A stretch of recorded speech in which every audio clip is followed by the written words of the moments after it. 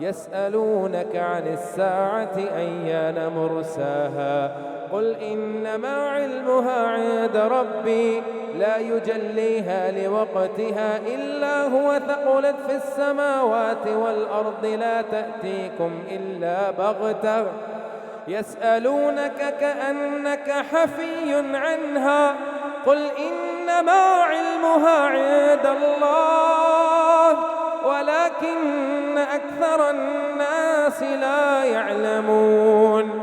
قل لا أملك لنفسي نفعا ولا ضرا إلا ما شاء الله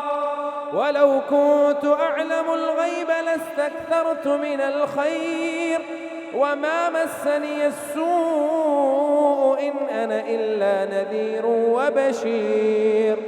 إن أنا إلا نذير وبشير لقوم يؤمنون.